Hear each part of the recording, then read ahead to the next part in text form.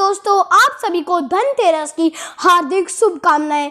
जैसा कि आप सभी को पता है कि आज है धनतेरस और आज के इस वीडियो में मैं आप सभी को बताने वाला हूं कि धनतेरस कब मनाया जाता है, क्यों मनाया जाता है, किसकी याद में मनाया जाता है और किस किस की हम लोग पूजा करते हैं और इसके पीछे कौन कौन सी पौराणिक कथाएं हैं।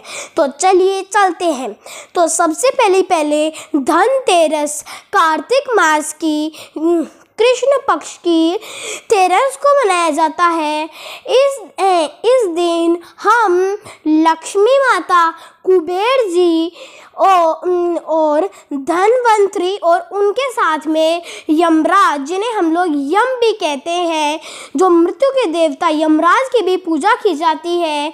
तो धनवंतरी आज धनवंतरी जी का जन्म था और आज आयुर्वेद दिवस इसलिए मनाते हैं क्योंकि उन्होंने आयुर्वेद की खोज की थी, आयुर्वेद जिससे सारी बीमारियां ठीक होती है।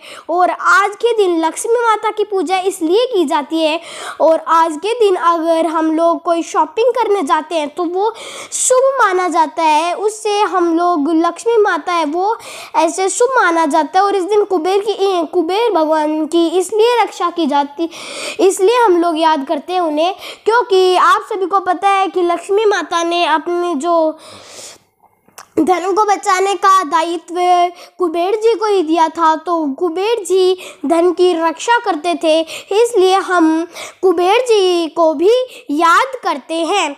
तो उसके बाद में धनतेरस, जो धनवंतरी जी थे, उनकी एक पीछे की पौराणिक कथा है। एक बार दानव और देवता मिलकर समुद्र मंथन कर रहे थे। उसमें से जो अमृत निकला था उसको धनवंतरी जी ने विष्णु जी के अवतार में आके लेके आए और सारे दानवों को बांट दिया, तो सारे देवताओं को बांट दिया। तो उनके साथ में आप सभी को पता है तो विष्णु भगवान के जैसे दिख के बेरूपी में आए और विष्णु भगवान के जैसे दिख के आए तो माता लक्ष्मी है वो हमेशा अपने प्रभु धर्मपति विष्णु जी के साथ ही रहती है, तो वो उनके साथ थे। और कुबेर जी माता के धन के रक्षक थे, तो वो तो उनके साथ रहेंगे ही।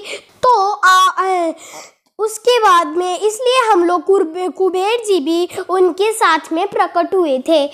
तो आप लोगों ने एक कहावत भी सुनी होगी, पहला सुख निरोगी का आया, दूजा सुख घर में माया। तो पहला सुख निरोगी का आया मतलब कि जो धनवंतरी जी जो थे वो आप सभी को पता है कि आयुर्वेद है जो उन्होंने जिसका आविष्कार किया था। आयुर्वेद से सारे लोग निरोगी गोरे रखते हैं, तो इसलिए पहला सुख निरोगी का आया, इसलिए ही हम लोग कहते हैं पहला सुख निरोगी का आया। और दूजा सुख घर में माया, घर में माया यानी माता लक्ष्मी का माया है। तो माता लक्ष्मी से आज के दिन हम लोग अगर घर में दिए जलाते हैं और घर को अच्छे तरीके से सजाते भी है, तो आपको पता होगा कि घर में माया यानी घर में पैसे रहते हैं, माता लक्ष्मी आ जाती है तो घर में पैसे भी रहते हैं। तो अब सोचने वाली बात ये है कि हम यमराज की पूजा क्यों करते हैं, उसके पीछे एक पौराणिक कथा है। तो हिमा के राजा थे, उनके पुत्र यानी राजकुमार हुए। तो राजकुमार का जब विवाह हुआ था तो एक भविष्यवाणी हुई थी जिसमें कहा गया था कि उनकी मृत्यु, उनके जो हिमा के जो राजकुमार थे ना, उनकी मृत्यु उनके विवाह के 4 दिन बाद में उनकी मृत्यु हो जाएगी। तो उनकी वो भी सर्प के काटने से। तो उनकी नवविवाहित पत्नी को जब ये पता चला तो उसने उनके विवाह के 4थे दिन अपने पूरे घर को सोने और चांदी के सिक्कों से भर दिया पूरी तरीके से और अनगिनत दिए जलाए, जिससे घर में इतना खतरनाक प्रकाश पास आया तो और उन्हें वो पूरी रात भर जगाने के लिए कि अगर शेर पाएगा उनको काटेगा तो उन्हें पहले अलर्ट भी तो करना ज़रूरी है, तो पूरी रात जगाए रखने के लिए वो उन्हें अच्छी अच्छी कहानियाँ सुनाने लगे, गाने गाने लगे। तो जब यमराज सर्प बन के आए तो उन्होंने इतनी रोशनी से उनकी आँखों में वो रोशनी गई तो अंधे हो गए। तो उसके बाद में सोने के सिक्कों पर बैठ के उनकी मनमोहक कहानियाँ सुनने लगे। उससे फिर सुबह धीरे धीरे करके सुबह हो गई और सुबह यमराज बिना राजकुमार को लिए चल पड़े यमलोक। तो इसलिए हम लोग यमराज की पूजा करते और अपने घर के दक्षिण दिशा में दिया जलाते। दक्षिण दिशा में हम इसलिए दिया जलाते हैं क्योंकि यमराज है वो दक्षिण दिशा में ही रहा करते हैं।